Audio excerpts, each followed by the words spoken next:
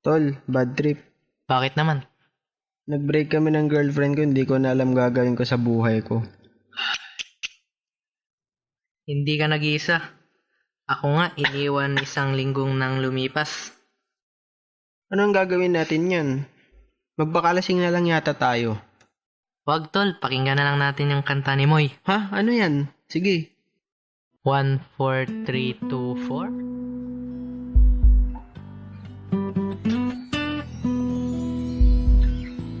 Eto ko, eto ko.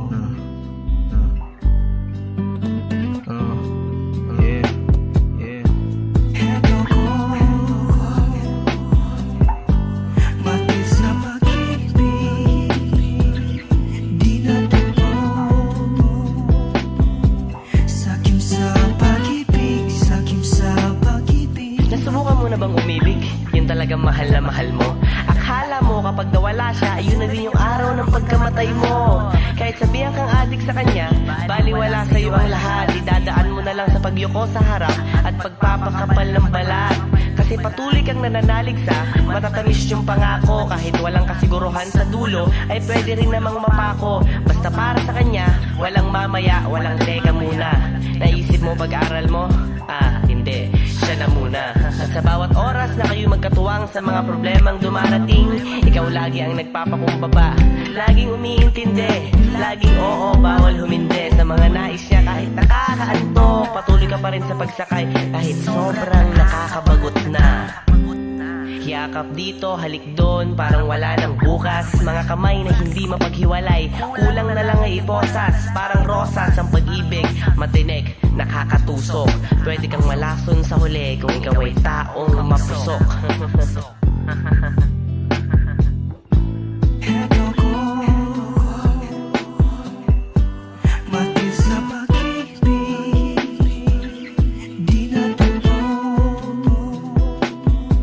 Sakim sa pag-ibig, sakim sa pag-ibig. Mahal kita, walang iba, yan ang laging buong bibig. Pag narinig mo sa kanya, ay agarang kang kinikilig. Kasi umaasa ka talagang balang araw kayo ikakasal. Kalulugod mo yung araw na sabay kayong luluhod sa altar. Masarap sa pakiramdam kapag nagbabalik tanaw. Yung mga sandaling masaya kayo, siya lamang at ikaw. Walang iniisip na negatibo, lahat ng bagay positibo. Pag magkasama kayo, halos abot tenga ang ngiti mo.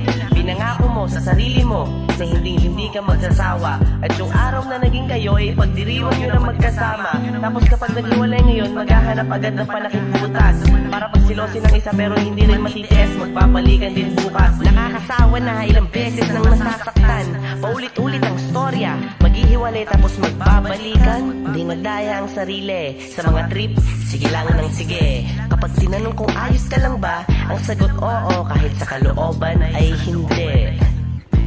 Eto ko, mati sa pag-ibig, di natuto. Sakim sa pag-ibig, sakim sa pag-ibig. Pagkatapos ng lahat, yung halos wala ka nang mailuha. Kasiyahan mo'y humupa at nagtago ang mga tala. Naisip-isip mo na ang pag-ibig na ito ay sanhi ng sugat ng iyong puso. Kasi konting away nyo lang, iniiyakan mo agad, kaya umabuso. At pagkatapos nun, pag naimasmasan ka na at natauhan, sa likod ng kalungkutan ay malalaman mo ang katotohanan na ikaw lang ang mas, oo, ikaw lang ang mas nagbigay, mas nagpatagal, mas nasaktan sa sarili mong pagmamahal.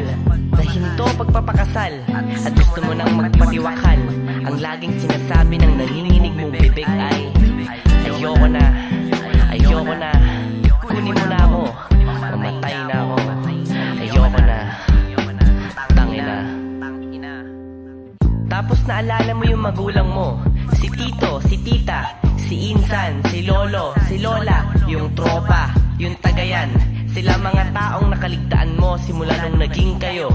At sila rin ang patunay na hindi lang sa kanya umiikot ang mundo mo. Kahit na masakit sa damdamin at makirot sa puso ay okay lang sa'kin. Ngunit lahat ng sobra ay mayroong ganan. Dapat mag-isip at kailangang lumaban.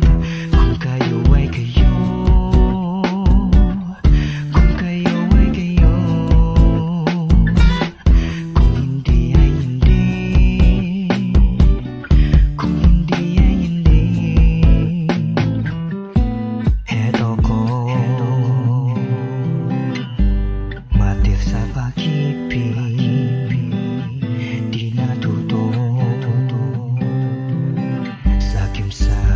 pag-ibig, sakim sa pag-ibig, pag-ibig, pag-ibig.